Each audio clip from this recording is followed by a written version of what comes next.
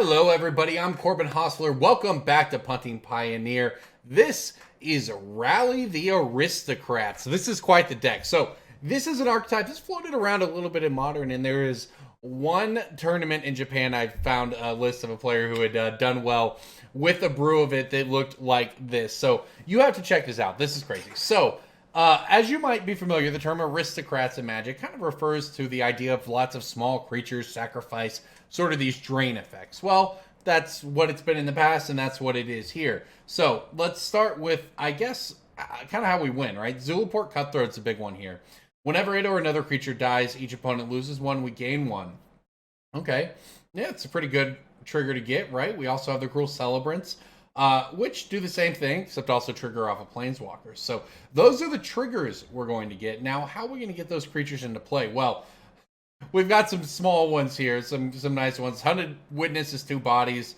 Citrus Supplier mills you. Blisterpod is 2 bodies. And, in fact, the back half of it ramps. So that's some fodder, right? As is Satyr Wayfinder to give you your mana. As is everything when it comes back. So, Priest of the Forgotten Gods. There's a sack outlet. There's some value. Ayli, that's a sack outlet. Cartel Aristocrat.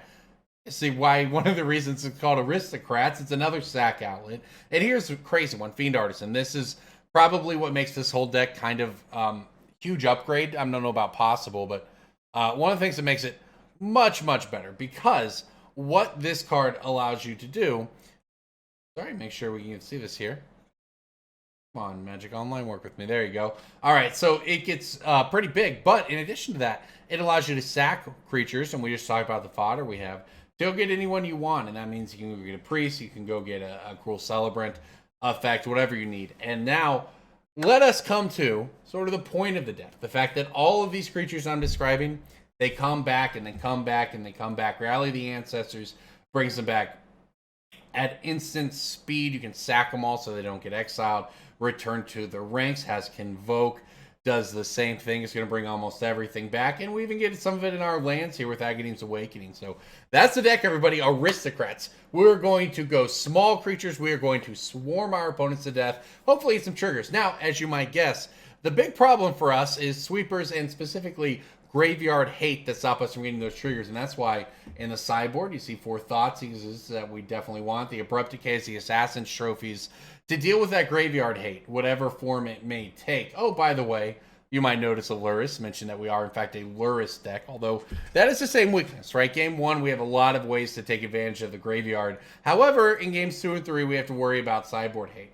But remember we talked about Fiend Artisan, how it allows us to go get whatever we want? That means your sideboard can be a little bit of a silver bullet type sideboard, and that's why you see Caustic Caterpillar here, blowing up Graveyard Hate, Enlightened Ascetic, destroying a ley line of the Void when it comes into play. Drannith Magistrate, I'm sure we'll find a use for this. Remorseful Cleric to hit their graveyard. These are all things we can search up with a Fiend Artisan, which is a nice thing to have in the sideboard. Now we've got a Deadweight to go along with the Lurrus here, and of course our own sort of hate cards here with the Soul Guides and the removal. So that is the deck, everybody. Rally those Aristocrats. I'm looking forward to this one. This is a deck right up my alley. It's going to be a good time. So thank you so much for watching. Here on Cool Stuff Inc., as always, I'm Corbin Hosler with Punting Pioneer. Let's get to the games. All right, it is time for some Lurrus as our companion. Return to the ranks in our hand. That looks like a couple of Aristocrats to me. This looks like, honestly, this isn't a great hand, though. There's not double white for the return to the ranks, although we, could convoke it. There's not a sack outlet. There's not a way to fill my graveyard. This is actually, I think, on the lower range of hands. And we're on the draw. I think I'm going to keep it. I don't think I want to ship, all of my colors plus 2 reanimation spells plus 2. Right, this is probably a pretty solid hand here. Especially when our opponent leads on Thoughtseize. In fact, Thoughtseize is one of the better openers for us from our opponent, if that makes sense with this hand. We actually have, 4 non-land cards, and they're, redundant copies, both the Cutthroat and the Celebrant, as well as the double return to the ranks. So that's pretty good. And there's another Aristocrat. So we'll go ahead and just pass the turn.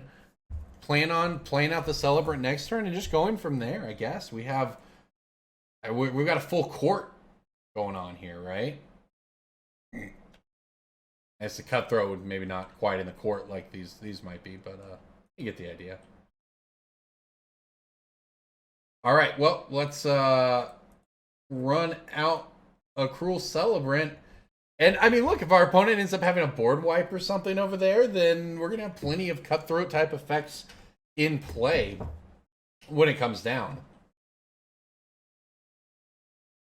Golden Egg. All right, our opponent is playing some kind of egg strategy over there with their Grixis colors.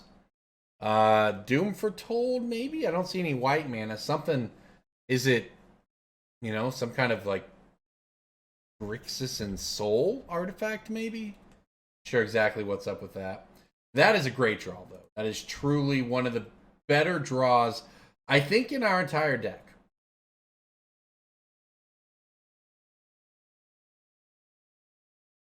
Fill up that graveyard, please. Another Supplier. Begin the beatdowns. So next turn, if we hit a land, great. If we don't hit a land, we can still play the Aristocrat. Have the ability to sack our stuff. You know, I guess an Anger of the Gods is sort of the thing I'm most terrified of right now, but something tells me that's not forthcoming. It is a Karn, though. What are they going to do? They're going to make a Karn Struck. That makes sense. It's a 3/3. Well, as long as this doesn't combo me to death, right? Blisterpod's not a bad draw. Let's go ahead and play out. I guess I want to play the Zulaport here. And then just attack with the Stitcher Supplier into the Karn. I either poke it and make them, you know, kill it to lose a construct. Or they get drained for 3 and I get a mill 3 more. I'm into that too. And then we have a big return to the ranks. We're starting to set up if we can fill the graveyard up a little bit here. I wouldn't be surprised if they just take it, honestly, though. But then with the Aristocrats, the return to the ranks, we can start to make some stuff happen. As long as we don't get comboed out, basically. Comboed out or board wiped or comboed with Karn, which is... I don't think there'd be a Mycosynth Lattice in our future, per se, but there is still probably plenty of things I don't want to see hit the battlefield over there. I mean, after all, we're playing very powerful cards ourselves. For instance, Blisterpod. So I understand playing powerful cards.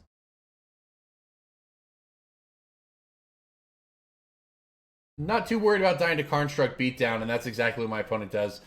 Making a second Karnstruct, the 4/4. That's not too scary, though. I don't really need a combat step to win this one, either sort of on offense or on defense, and my opponent's just Karning it up again. So 3 of them in play now. I guess if you make enough of them, maybe I'll be forced to care. But if they were to attack here, I'll happily throw this Blisterpod in the way. That's what's going to happen. I'm in. Take that mana, please. That's a lot of triggers. It's what we like to see.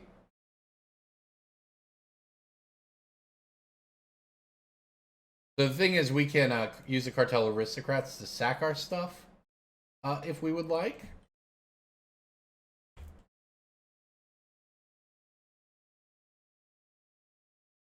We have plenty of life, plenty of blockers, a little bit of extra ramp here with the Scion. Let's see what we can do when we untap.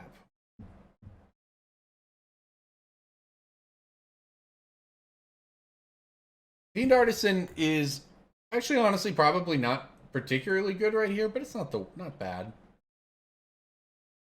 All right, is there even a point pulling the return to the ranks?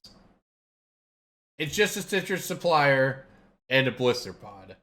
I don't know if that's quite worth it. However, let's think this through. I can sacrifice the Supplier to the Aristocrat. That seems like probably the first thing I'm going to do, but I think I might attack first because I don't believe our creatures will end up with haste here. So I may as well try to run the same trick and poke in a damage at Karn.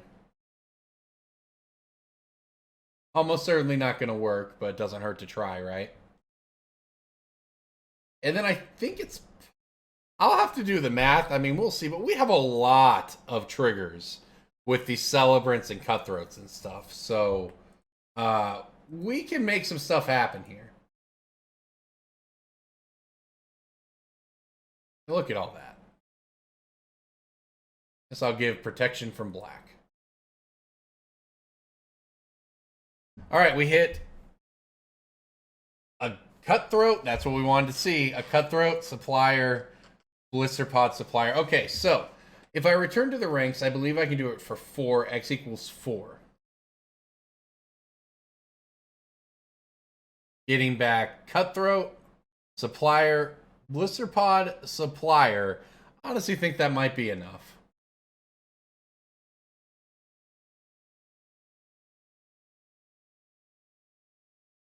This is pretty wild. What is particularly, I think, just kind of absurd about this, and it's thanks to Convoke, but it's the fact that you just get to tap these creatures for white mana. I don't even have a second white source, but I was just able to do everything I wanted, and now I think I can win the game. 4 triggers at a time. Not bad. Yep, our opponent sees the writing on the wall. We got there against Karn. Now, what about the next time around here? What do we want? Thoughtseizes, I think. Caustic Caterpillars, for sure. Probably some of this Assassin's Trophy action. Now, what don't we want? Return to the Ranks was so good, wasn't it? Cut down on some of the noise here, right? Just cut a little bit from all parts of the deck, kind of where we can cut. Which is, I actually think, on some of these sort of combo-ish pieces where you just need sort of, you know, 1 sack outlet, right? You need 1 Fiend Artisan at a time. We can it's the more core pieces I don't want to cut down on necessarily here. So with that said, is there anything in the sideboard right now that we sort of actively feel like we need? I mean, I'm questionable on a couple of these, honestly, but I just don't know exactly what our opponent has going on.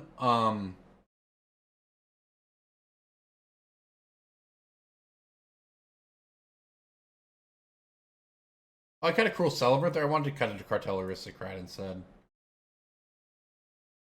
This still leaves me a little short here. Gonna have to pull 1 more. I guess it will be a Hunted Witness. Think that's the worst of the 1-drops? I mean, I say that the Suppliers don't add a second body, but come on. Supplier is crazy. Supplier is actually low-key one of the best cards they've printed for graveyard archetypes in years. And I understand it's not even a particularly recent card at this point. It's a couple years old. But I guess it turns out it's still very good. No white mana in this hand. But I don't think I can ship this one. Not with, you know, Priest, Blisterpod, Trophy. This is a lot of good stuff right now. That's not exactly what we were looking for, but look, hey, you got to draw lands at some point. Hopefully we'll find some white mana and be off to the races. This deck, like all in Pioneer, does not have a fetch land mana base, so your colors can be a little annoying sometimes when you're trying to just not run a 3-color deck.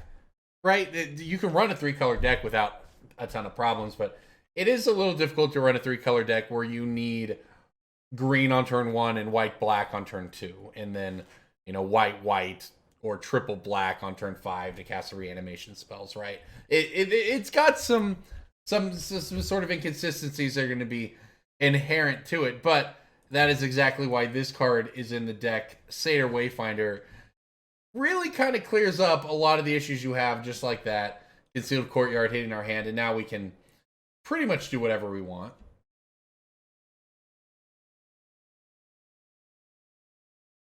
Now, you could argue that was a misplay on my part. It's possible I just am supposed to play the Priest of the Forgotten Gods there, even without the land, right? Because the next turn, I can play the Wayfinder, hopefully find that third land, and have the priest open to actually sacrifice the pod and the Wayfinder. That is a line, and it would have been a decent one at that, but this is still okay here. Our opponent just dirtling, right? Literally just dirtling, and that's what these cards are meant to do, is give them time to dirtle until they can do things with their Karn, right? The Golden Egg can gain you life if you need it. It cycles. The Fountain of Renewal, look, it looks silly, but it obviously works in their deck. They're doing stuff with Karn. Gaining 1 life a turn for 1 mana when you can cash it in later, it's truthfully not the worst control card I've ever seen, right? It kind of keeps pace with R1 or... Not that R1 drops are particularly aggressive, but it can undo some of the damage, and then later you cash it in for a card.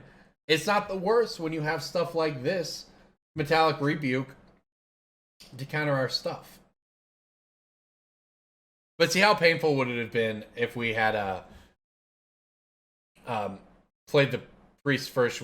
I guess it kind of would have worked. We could have activated the priest, but it would have been bad to activate the priest to try for both the mana and the card there. But imagine getting to Satyr Wayfinder Metallic Rebuked and not having that third lane drop at all, not having white mana, staring at double return to the ranks in hand. That would have felt kind of bad, even with a Priest of the Forgotten Gods in play. So the line we took worked out okay. Now I actually have the ability to fire off sort of a value return to the ranks if we wanted. Get back 3 creatures. Frankly, I might do it. Our opponent is continuously dirtle. There's no other better word for it than simply dirtling with all those eggs. Not that I want to see what they become later, because they won't be good for us. Excuse me. But what I do feel good about is not losing to Karn strikes. Playing Karns and making 3/3s that turn into 4/4s that turn into 5/5s. That is a pretty sound strategy, but it is not very good against my deck in particular. All right, we have improvised out. Our opponent's not... We're not the only ones convoking.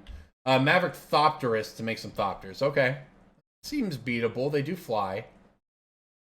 Hitting a land, though, is also, I think, pretty good. So let's think this through. This card is wild how good this is. Honestly, this card's crazy. I can just get back all 3 of those creatures for just the easiest value. It's crazy.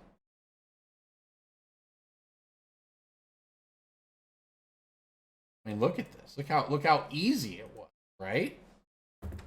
Look how many look at that. It's just a value play. All right, that's what's crazy. That was not our opponent Metallic Rebuked a Priest of the Forgotten Gods and had to have felt pretty good about it. And now they're rewarded, so to speak, by we cast 1 spell and we have 3 creatures back in play. And now if we untap, we get a Fiend Artisan and start getting whatever we want. Our opponent has only 1 card in hand. Karn has hit the battlefield. They're going for the value here. You can have an egg. I might just Assassin's Trophy that Karn to be done with it.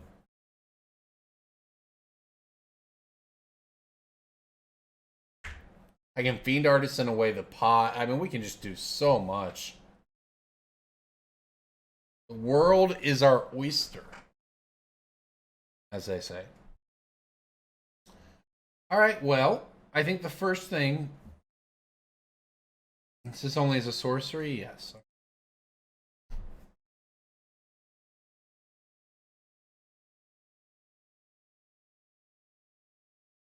To be honest, all I really want is like a Stitcher Supplier here. Although pod, turning the Blisterpod into just a Cruel Celebrant is not the worst, and then sacrificing with the Priest of the Forgotten Gods out. All of this seems reasonable. Actually, here's what I think I'm going to do.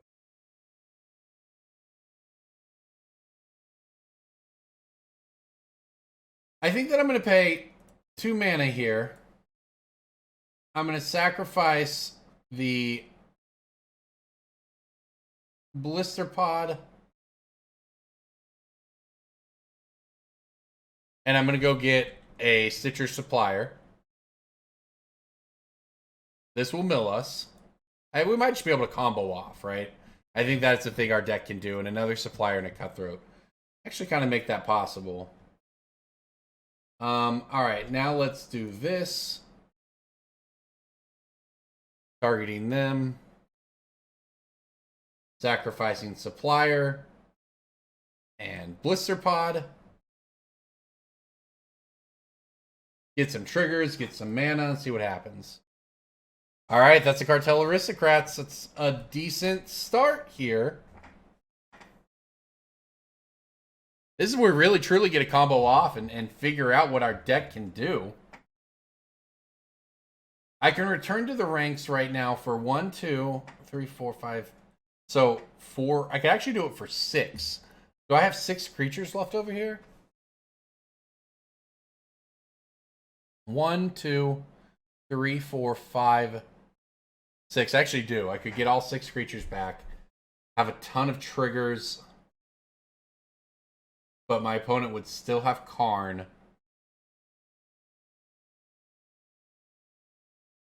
I don't really think I want to screw around and let them go search for a card from outside the game with Karn that just wrecks me. No, so much better to just get that thing off the battlefield here.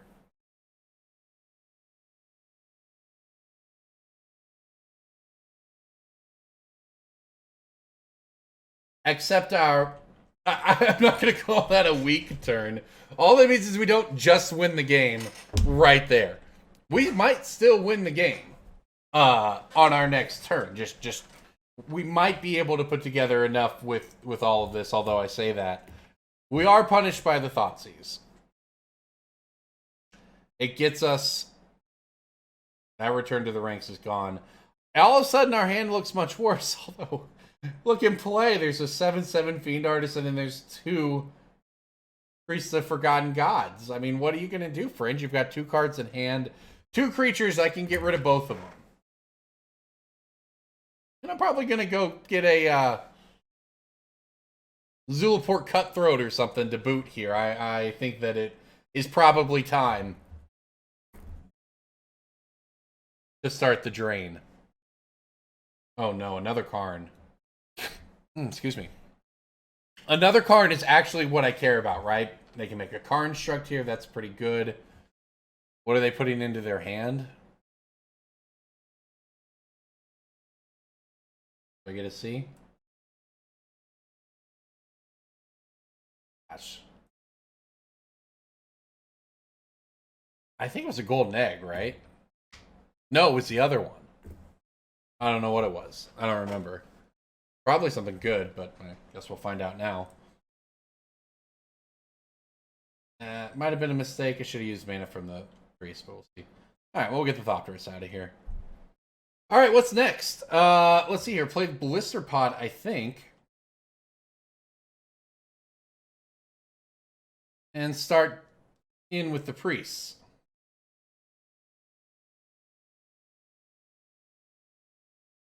Wait a minute. Now, before I do that, I want a Fiend Artisan, right? I want a Fiend Artisan for 3 mana, I think. I guess the problem is I kind of want white mana.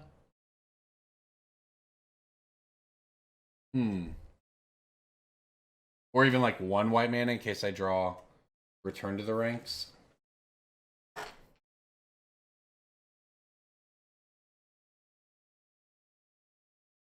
I think maybe we just do it this way.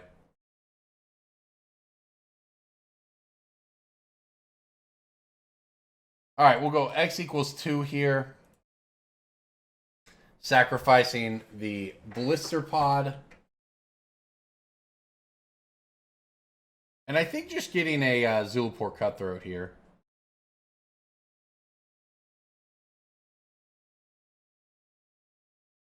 And now we begin the Priests of the Forgotten Gods train. Targeting them. Sacrificing some Scions.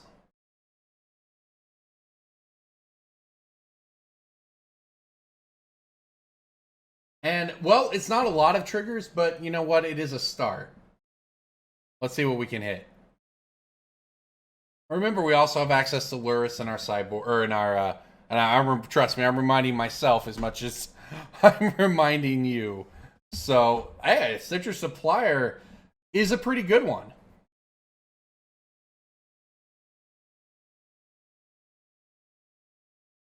All right, we'll target them, send out the Supplier and the Wayfinder, and run it back. We'll have 3 mana here for an Overgrown Tomb. Okay, well, nothing we can do with the Overgrown Tomb. However, I can't think of something to do with that 3 mana. Let's put Lurrus into our hand. And now we get to swing out at Karn. I mean, swing out means 2, but at least if they try to go get, if they try to make a Karn struct, I guess Karn goes down. Now keep in mind, our opponent has, they can cash in both of the fountains for cards. The golden eggs can gain them life. I mean, we've got a ways to go to kind of clean this one up. But obviously, we feel like we're in a pretty good spot. And, oh, by the way, Fiend Artisan is a 12-12 right now because it can be. That's what it does in this deck. They also have the artifacts. You can have a Karn. I'd honestly rather you have a Karn than a Fatal Push.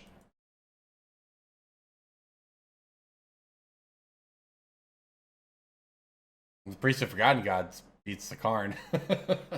The Fatal Push on my Cutthroat is annoying. The Fatal Push on my Artisan is annoying.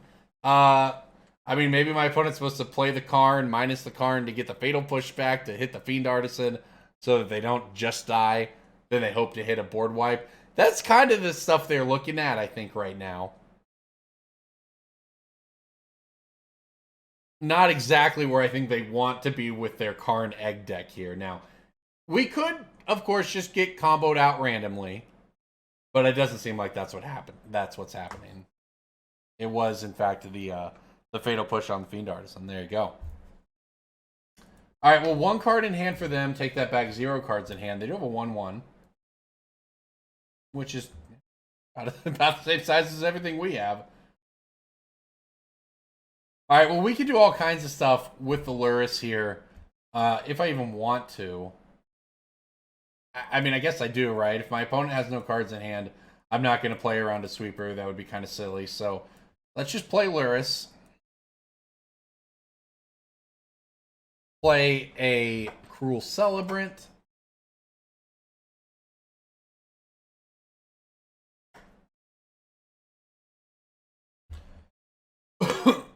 Excuse me. Activate this, I believe. Well, I'd really like to, get Karn out of the game if I can this turn.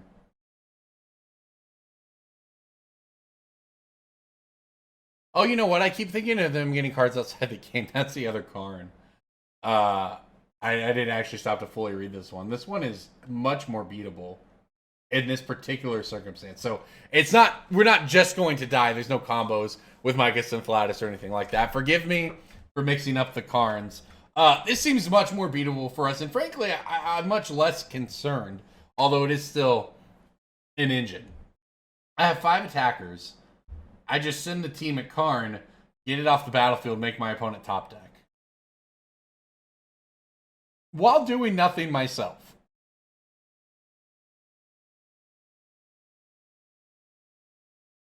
And losing my Zulaport Cutthroat. That doesn't seem ideal, but neither does anything else here, so that's what I'm going to do. This is the only way, the only chance we're going to have to get this thing off the field, and my opponent's completely top decking, right? So they have to either spend mana to cycle those fountain renewals. But either way, the Karn will be down here. The life drain on them is not the most important thing here, but it's a situation where if my opponent hits a land, they're just really, really up against it. And we don't mess around and let our opponent keep a Karn after a board wipe or something weird like that, right? So I cannot use the Scion mana. It's colorless mana. I can't use that to cast a Fiend Artisan here, unfortunately. But let's just hope our opponent whiffs, right? Let's say they draw a land, and then they crack a Fountain of Renewal and find lands. I don't know what sweepers they could be looking at, but something like a Languish is pretty good against us. And we would follow up with a massive Fiend Artisan, but Languish would wipe our board before we can really get another round of value. And another turn of value for us is probably all we need, right? That if we get another couple cards off of the Priest of the Forgotten Gods, something like that, it's probably just going to be over. Another free card with Lurrus, that sort of thing. So that's why this is really the key turn. I'd say things are starting it started how we wanted. The Fountain of Renewal gets sacked, but look at this. Okay. Herald of Anguish. Improvise flying at the beginning of your end step. Each opponent discards a card. Sorry, that Fiend Artisan is gone from our hand. Sack an artifact, target creature is -2. Alright, well, unfortunately for our opponent, that's not going to be good enough because we do have this Priest of the Forgotten Gods here. What do I want to play out?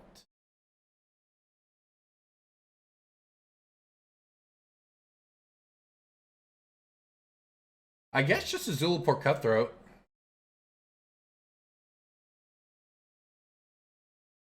We have everything else I think that we're going to need, so just go ahead and do it this way.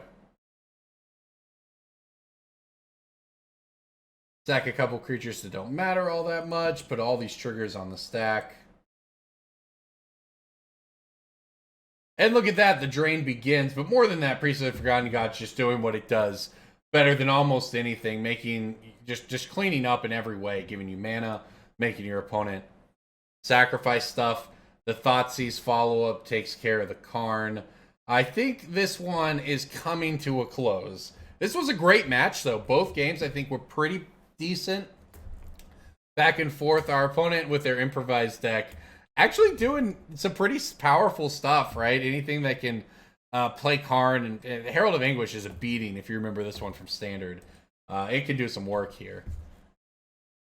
That said, our opponent is at 8. I have exactly 8 power in play, but I have all these triggers. Let's see if they can dig out of this.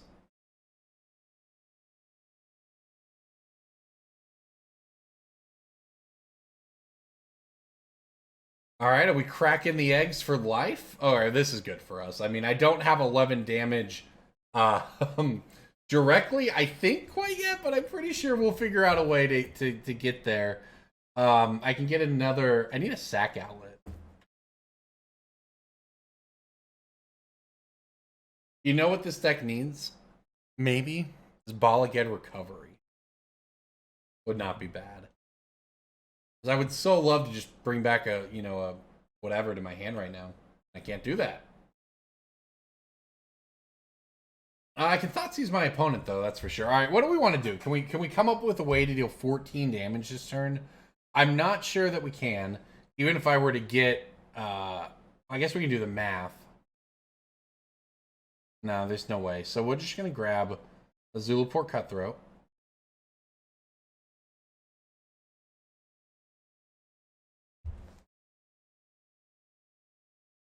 Play out this Stitcher Supplier, and then just see how far we can get, basically.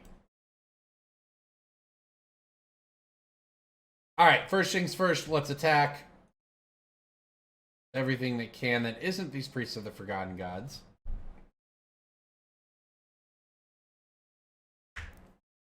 I say that. So what are we going in for? We're coming in for 6 damage. That puts them down to 8. Activate Priest once. That puts them to 6. Plus Cutthroat trick. Yeah, they're just dead. All right, we can just swing in here. I'll go ahead and Thoughtseize just to clear the way. But I believe we have enough triggers on board to just go ahead and burn them out, because that's the thing we can do, kind of like watching Jund sacrifice in Historic, am I right? It's gaining us all the life at the same time. All right, well, our opponent officially has nothing, so let's go ahead and close it out.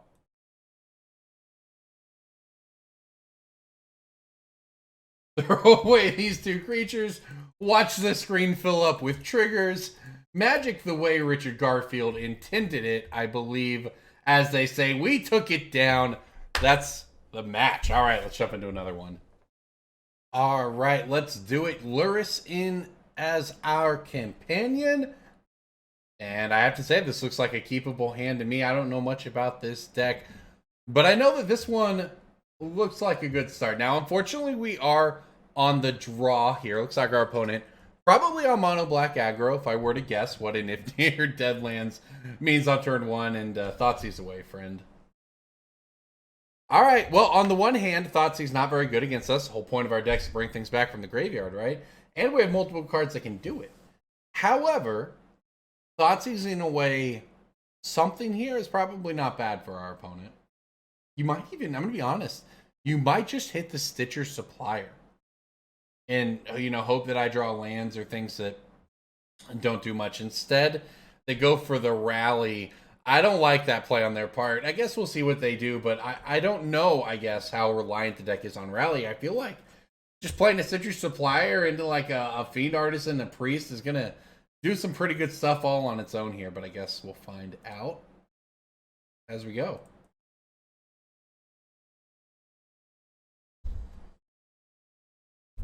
All right. Pass the turn back here and see what comes of it.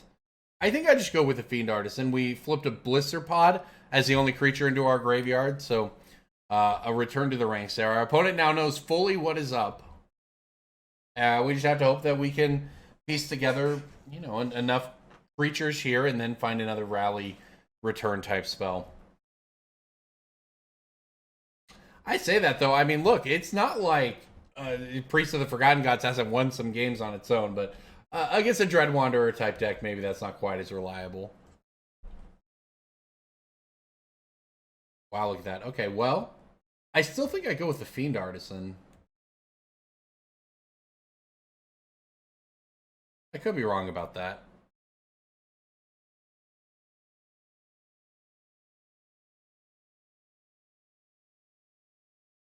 I think it's a Fiend Artisan because I think sacking will be good, and if the very least it's a bigger creature, right? Well, it's going to get pushed anyway. Fair enough. All right, so our opponent up to, rather, only has 4 cards in hand now with 2 lands, so they don't exactly have the most aggressive of starts going. I've dealt myself some damage here, but the Supplier can block, put some more things in our graveyard, and we'll be in a position where, you know, hopefully just finding a return to the ranks type card will be very, very good. But, I mean, look, we already have the Agadeem's Awakening in our hand here, which will return to your graveyard the battlefield number of creatures at each having converted. So that'll get back, from what I understand, for 5 mana, that will get back 2 creatures. This thing might be a little bit of a problem. That's a good card. Our deck is not heavy on removal. In theory, we have plenty of chump blockers and stuff, though I have to say that the Thoughtseize and the Fatal Push were pretty good for our opponent. We need to find some lands, I think. You know what? I hate that I have to deal myself more damage here, but Satyr Wayfinder does help with that problem.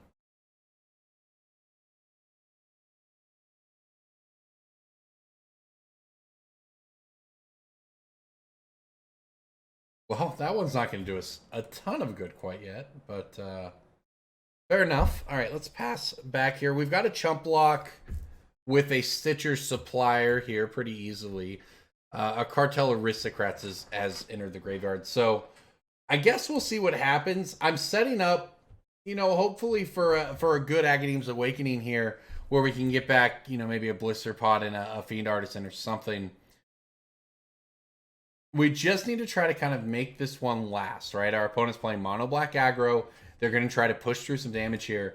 I'll tell you, Scourge of the Skyclave is just a scary card. You can see it was a 2-mana 4/4. Already a Tarmogoyf for him here, but its upside is so much more than that.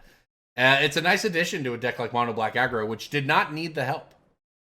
I don't know if it necessarily fixes the deck's weaknesses, per se, but it is pretty good against us.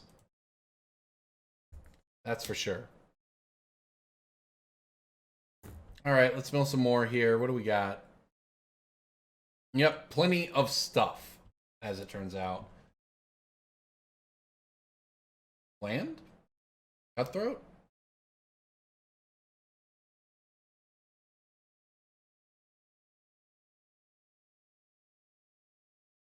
This is going to be a rough one.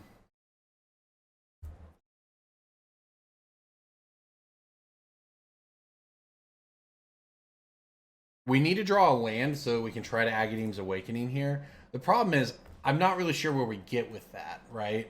I guess really what I'd like to draw is like a Rally of the Ancestors, right? Or a Return to the Ranks. These are just...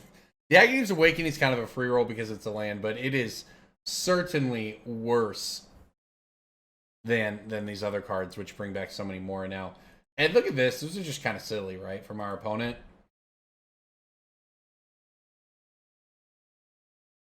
Yeah, I think we're just dead here.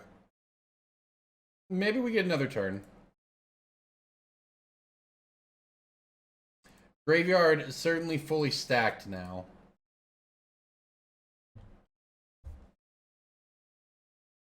I can take another hit, go down to 3, and then what? I guess we hope to hit a rally or a return. Yeah, the thing is, the game would probably end if we did that. We'd have a million things. I mean, yeah, that would just be it, right? So, make sure I understand this one. Return from your graveyard to the battlefield. Any number of target creature cards each have a different CMC X or less. Alright, we're just definitely very dead here, though.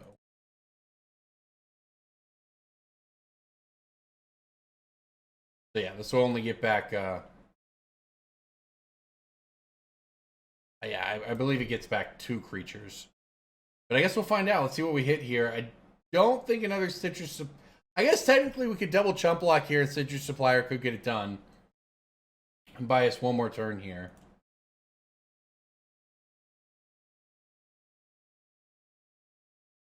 I think the problem is that, let's think it through.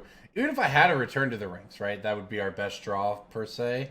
I'd still be looking at X. I would get 2 back that way. I actually think that this maybe doesn't get us where we need to go in this game. And maybe I'm going to need to play it as a tapped land. So that I can actually resolve a rally. Or a Return to the Ranks if we draw it. Because I don't think casting that thing for X equals 1, or if we draw a land even X equals 2, necessarily gets us out of it. Especially, look, if I think we're just dead regardless here, right? Like, if our opponent has an untapped land, we're dead to the Deadlands. Dead to the Deadlands, yeah. That didn't quite happen, but still, this thing is going to be difficult to come back from.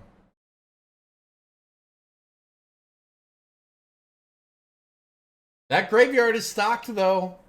We can find a rally. I think we'd have it, honestly. I think it's that simple. And that's why this is probably a decent matchup for us. This being so big, though, really played a little bit of a factor. All right, rally or bust. Not a rally. On. I could Lurrus there, but Lurrus, I don't think gets us back in against 4 creatures. If we chump block this with a small one. I don't think Lurrus gets us out. I don't think Lurrus gets us out of that one. All right, though. This seems good. Actually seems reasonable. This is where Drannith Magistrate is good. The problem is those creatures kind of come back to play. They don't get cast from out of play except for the Murderous Rider.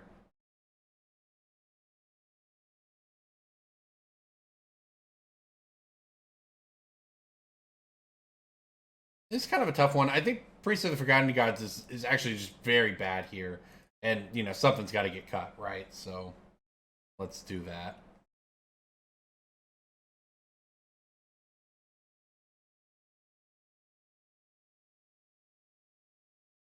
Yeah, I guess we'll give this a shot. Look, it's not like I know much about this deck to know what exactly we're supposed to mulligan like. But we'll give this one a shot.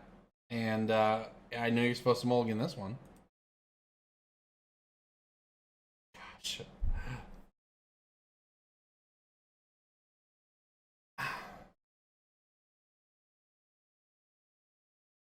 I'm going to keep it. It feels very bad. No green mana is certainly a little rough, but I don't think we can go to 5 I think that any green source makes this hand pretty good, right? Or at least decent.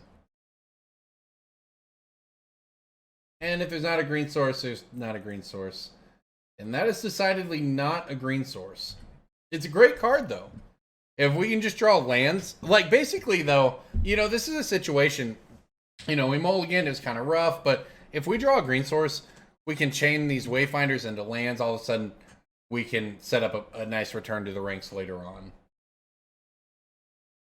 So let's see what we hit. I mean, we might have a little bit of time to set it up if our opponent isn't sitting on graveyard hate. So that doesn't quite do it. I don't know much about the mana base for this deck. I assume it's fine. It's a pretty straightforward 21 land thing, which is very low, but you saw our curve. It's tiny. And look, with Satyr Wayfinders and Blisterpods, you're not supposed to get hosed, but this is a hand where you find one of those... Excuse me. You find one of those green sources, and this hand is very, very good. So it's hard to... you know, it's one of those hands where the decision is closer than it looks. Because when that decision doesn't work out, right, when you flip that coin wrong, it looks terrible because you don't really play. But you flip that coin head, and it looks like, you know, a good game. You might win. So even though one of those situations looks horrible, it's still a close decision, I think. Obviously, you could run the numbers on sort of what actually the odds of hitting that green source in the first 2 turns are. Or 3 turns even, which is what we were kind of hoping for. But here we go. There we go! There we go. That's a start. It is, sadly, though, only a start. Because we are still going to need ways to... Never mind. I mean, that's not the end of the world, but that's annoying. Okay, well, I'm not blocking with this thing. Get in there. That's not the end of the world. Because this Satyr Wayfinder can jump in front of the Dread Wanderer. I can play the other one, get a land off of it, hopefully still make my land drop, still basically have 2 draw steps that return to the rankings for 3 after that. Things are still okay, although, I mean, the beatdown is coming, is it not? Our opponent with the 3 2/1s on top of a removal spell. We'll Celebrant do a little bit of work, though.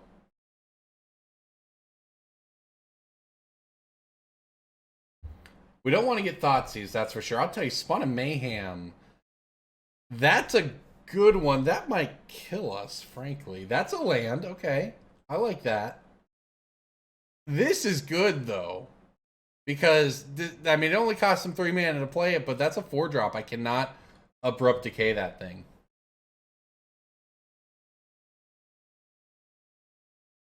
Well, let's hope we can take a hit here. Let's set up for this return to the ranks next turn.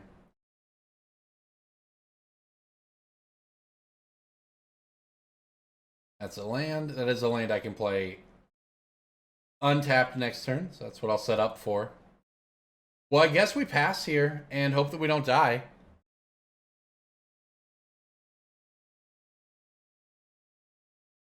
I can return to the ranks for certainly, you know, a number of creatures. Truthfully, though, it really isn't, even then, as good as I want. I mean, look at what we've got over here. We'll refill our graveyard, right? There's double Citrus Supplier, there's Hunted Witness, Fiend Artisan. These are great, but I think I might die to the Spawn of Mayhem. We kind of need a sack outlet so that we can actually get life off the Cruel Celebrant. And remember, our Zulaport Cutthroat got exiled. So this is honestly not a very good position for us.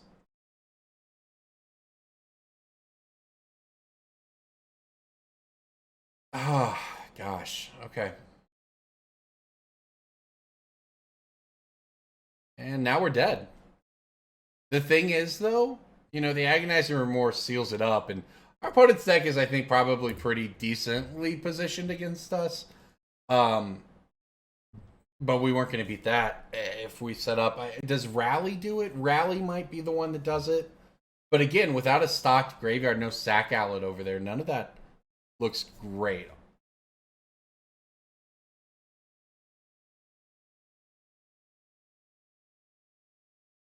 All right, well, we'll be at 3 here and see what we find. An Overgrown Tomb not getting the job done. Lurrus isn't getting the job done either because we can't Block the flyer. I guess we'll follow to mono black here. I would. This is one of those where I wouldn't mind playing this matchup a couple times. I don't know if it's as bad as these games went. But unfortunately, we did not take this one down. Fair enough. GG's. All right. Looks like we get to be on the play this time around. And, oh, I'll tell you, as much as I want to keep this one, I don't know that we should. It has no green mana. It can play a Fiend Artisan on turn 2, though. Fiend Artisan on 2. Cartel Aristocrat on 3. It has a rally. I'm talking myself into it a little bit. Yeah, why not? Maybe we'll get lucky. Worked out last time, right? I mean, look, the reality is we're on the play, but look, maybe I'm supposed to mulligan. I was definitely supposed to play the other land there. I misclicked that. Just trying to drag them, so I might end up costing myself 3 life in this one. Or maybe we'll just draw running lands and I'll get to cast this later. You never know. Alright, well, I guess now we know.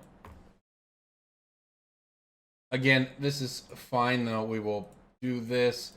Play out a Fiend Artisan and pass the turn. Now, if we hit green mana, we're in incredible shape. And if we don't, we're still fine, right? I mean, obviously, the Blisterpod and the Wayfinder are sort of the setup cards we want. But our opponent's dirtling with some kind of, graveyard-based deck over here. So it seems like we might have some time. They're ramping.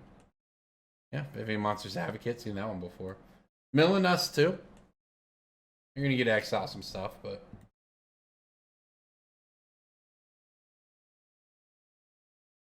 Alright, let's see what we find. A Priest of the Forgotten Gods, huh? Not precisely what I was looking for.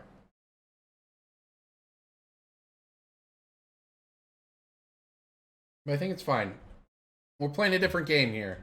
This Fiend Artisan is going on the beatdown. Our opponent's going to get a, hit our graveyard for a couple cards here. I don't know. This one's setting up a little differently. I don't know what our opponent's up to. I like the Drown Yard Tipple value. I do see that they have that going on over there. But it all depends on where things are headed. All right, let's see what the 3 is. That's a ramp spell, yeah. Checks out. Well, the good news for us is if our opponent wastes time ramping, in theory, we can just put together a bunch of Aristocrats and kill them, right? And if we can find some land anyways, precisely one like that, as a matter of fact. And you know what? Oh, gosh. We have some... Now, all of a sudden, just like that, we have some choices. Yeah. Watch this. All right, so green, black. Let's play the Wayfinder. I'd like to have lands next turn.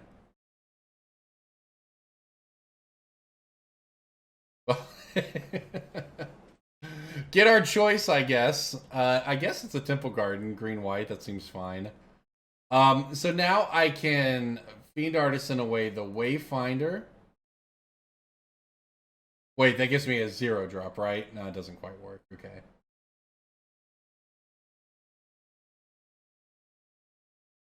Well, we don't get all the value. I could throw away the Fiend Artisan if I really wanted. I don't. Happy to just pass the turn back like this. Be glad that we found our mana. The best our opponent can do here is return an Arboreal Grazer. I suppose that ramps them to... It's probably inevitable Ulamog or Ugin or something here, but... For the time being, at least, we seem to have a shot at kind of putting together a nice rallyable board. We'll see, though. Shrine of the Forgotten Gods, Forsaken Gods, plus the Castle Garenbrig means Oblivion Sower hits the field. Okay. What do they get? Nothing? They exiled. Okay. 4 non-land cards, the big old Oblivion Sower with. Fair enough.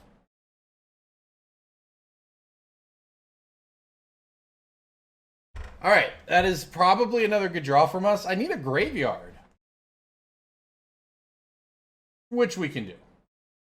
Let's start by playing this Cruel Celebrant.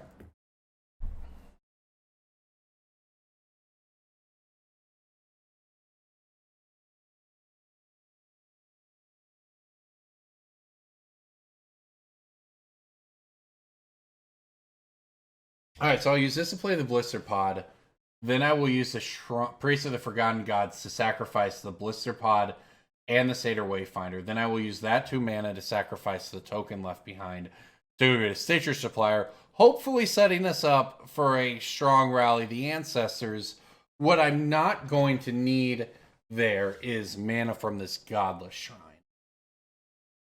Unless I wanted to get a 2 instead of a 1, but I don't. I want a Supplier, so I do not need to pay 2 life. That's the conclusion I've come to. I told you this deck was right up my alley, did I not? That math kind of came naturally, even though I haven't really, played this specific deck. It's the kind of deck I like to play. Counting up weird triggers like this is fun. Excuse me. And that's a Zulaport Cutthroat. So I don't want it here quite yet, but it's not bad. Alright, we'll sacrifice that. Get another trigger. Get a Stitcher Supplier. Mill some. What do we get? Fiend Artisan in there? Okay. Pass the turn back and hope we don't get punished too hard because our opponent... I don't think it'll be an Ugin, the Spirit Dragon, the 8-mana one. Could be a 6-mana Ugin. I don't think it's Ulamog, but it is getting close, right? This is 2 mana. Once they play... Oh, they only have 5. It's actually not quite 2 mana yet. I take that back. In theory, with the Castle Garenbrig, they truly do ramp up pretty quickly to an Ulamog. So that's what we've got to be concerned about. But I think we might be able to pull off a rally win here. I would say the board looks pretty clean for it.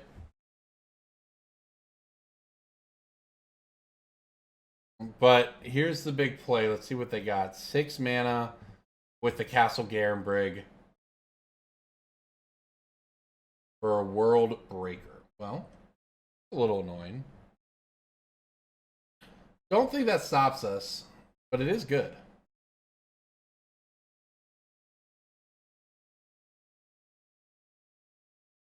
Okay, this is fine. They get to pop their Sanctum of Ugin to go get whatever it is they're looking for. I really want to not give them another turn here. They got another Oblivion Sower. Sure, they are ramping to that Ulamog. Let's see what we can do. I'm pretty sure I'm going to need that. I got to make sure I understand how this card even works.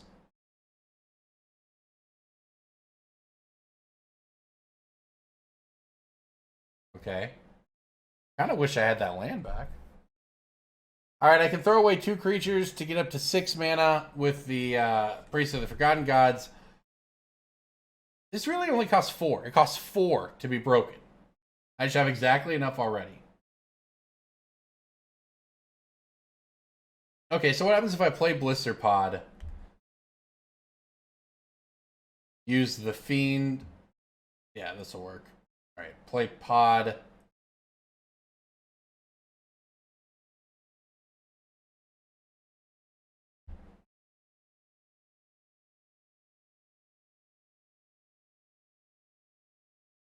Do they have haste? They don't have haste? That's fine. Alright, well, let's go ahead and Priest of the Forgotten Gods away the Supplier and the Pod. Getting a couple triggers along the way here. And hope that we mill good stuff with that Supplier. I don't know.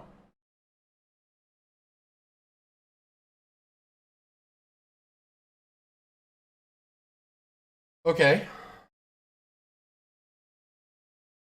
Gosh, am I short a white mana right now? I'd really like... I think I need the Cartel Aristocrats. Gosh. Okay. This is not great. I think I would need the Cartel Aristocrats in play. I don't think that's good enough.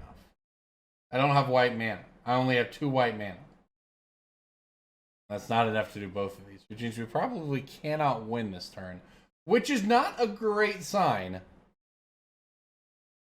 I guess if our opponent just planned on playing an Oblivion Sower, though, we'll be okay.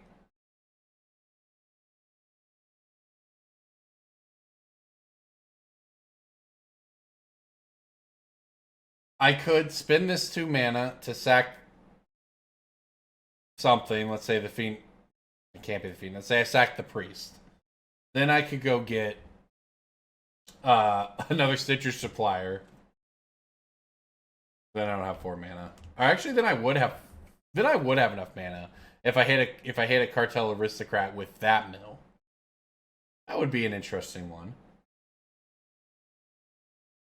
Alternatively, we bank on the fact our opponent sacked a land and is unlikely to just kill us next turn, and we just do something a little more chill. We play a Zulaport Cutthroat and do some Fiend Artisan shenanigans.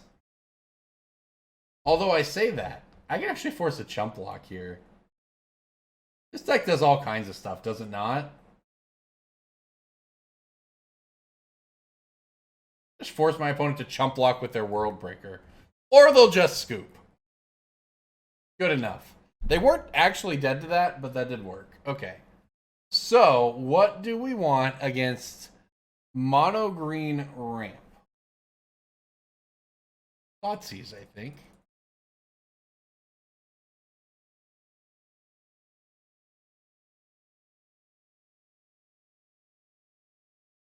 This is a cool one.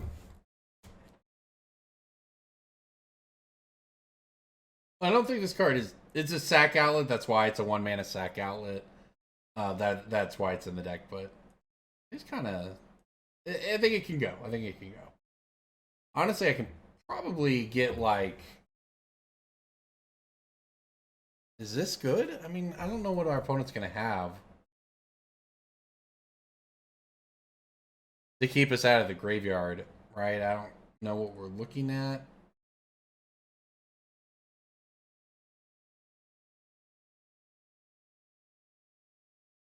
We'll make some cuts.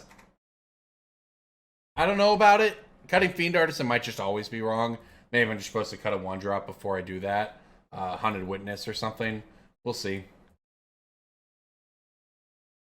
We shall see. However, this hand, no white mana, but this is the kind of missing a color hand you want. We have the Wayfinder to find it. Weird how it does that, right? But we also have the Blooming Marsh to give us a Thoughtseize on turn 1. That's pretty good in and of itself. And as we correctly guessed, there's the Ulamog. I'm going to take it out of their hand. Actually, I'm going to be honest, I kind of meant to hit the Wayfinder there, but frankly, they have a handful of land. The Wayfinder probably doesn't mean that much in the grand scheme of things anyways. Let's just get rid of the Ugin so that nothing crazy happens. I like this, though. This is the sick value. If you're going to be mono green, why not put a Drannith Temple into your graveyard that you can return? I love it. I actually play this in my Nicol Bolas deck in Commander. For this same interaction, you discard it to, you know, the cards to make everyone discard, and then you get some free value. All right, we got some choices here. We do have some choices. And this time, I think I'm going to go with the Priest of the Forgotten Gods, because if we hit a land next turn, we can play Wayfinder and Pod. And if we don't hit a land, we can play Wayfinder, and then if we find a green land off of that, we can play the Blisterpod. And while using the Priest of the Forgotten Gods to make them sacrifice their Wayfinder is not exactly a super powerful play, it does, you know, it digs us deeper. We're looking for lands. If we're not going to do much with the mana yet, but it gets us a little deeper, starts digging us towards where we want to go, because this is a game where we're going to need some white mana to make stuff happen, and the Wayfinder can hopefully do that, but I mean, we've got 3 white cards in our hand, one of them's double white. We've got a little bit of work to do before we're ready to cast these cards and start really kind of going places with the deck. That said, we know that our opponent has a hand of, I guess, lands and an Arboreal Grazer, maybe? That's in the graveyard. They've got a hand of lands over there. They can use this turn to ramp by bringing their Drannith Temple back from the graveyard. Or playing an Elvish Rejuvenator, but we know that they, you know, they if they don't have the Rejuvenator because they drew a threat, then they're not ramping. If they have the ramp, it means they don't have a threat. So I got to say that works out okay for us, and this is a really good draw as well.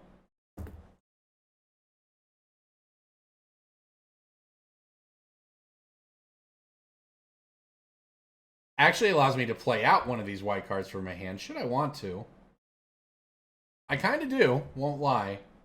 I do miss a Priest of the Forgotten Gods trigger that way, but with the Cruel Celebrant in hand, our opponent is not devastating us quite yet.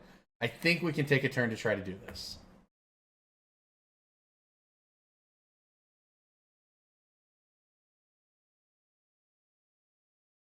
Because I can still play the Wayfinder next turn to go dig for a land. And then have the pot and the Wayfinder to sack to the Priest of the Forgotten Gods, but then actually be able to use that black mana with green mana or with white mana perhaps. So that's why I'm taking this line. Our opponent is deep in the tank as they think about returning that Drannith Temple to their to play, I imagine. That said, this is the turn where you can kind of see it starting to get out of hand if you're my opponent, right? And that's what they're going to do. I mean, this is, sort of a reasonable position for them. They could play a Vivian Monsters Advocate there. They have some powerful lines here. I don't know if Arboreal Grazer starts many of them, though. That Drannith Temple, I have to say, it worked out very nicely for them because it got naturally milled into their graveyard on turn 2. They didn't have a 3-mana ramp spell. They got the value out of it. It became a 3-mana ramp spell for them.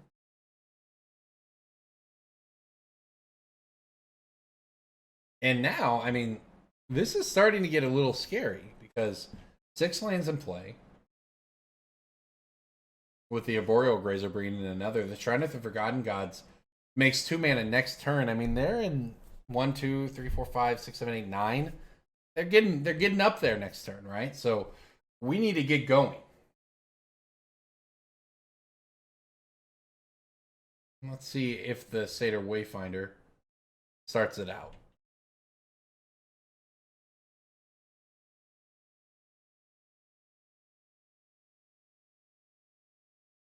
Hopefully we'll find another white land here. And, I mean, ideally, right, it's a Godless Shrine type card, but we can get the Cartel Aristocrats out there. But realistically, we need more in our graveyard. I mean, this is not enough to burn them out. It's some nice pieces. The Wayfinder will also help to fill the graveyard. I mean, look, we're going places, but our opponent is too. They have access to quite a bit of mana. So this is going to be a bit of work to close this one out. The sacrifice clause on the Priest of Forgotten God in this matchup can be very good, right? Our opponent could have an Ulamog or something and we make him sacrifice it. On the other hand, we can make him sacrifice an Arboreal Grazer and it looks a lot worse. Also, we just whiffed on the lands. So that's not ideal. All right, stick to the plan though. Let's go ahead. Get a couple triggers going here.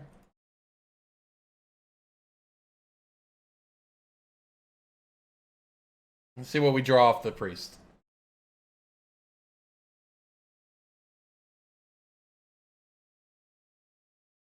The thing is, playing the Cartel Aristocrats here is... it's fine. I mean, in fact, if you consider our opponent could be ramping to Ugin type cards exile, it's actually good to be able to sacrifice everything, but it's not really, filling up the graveyard or finding us, that white mana. I guess we can use it to convoke. So for that, it will have a purpose. We can convoke the return to the ranks.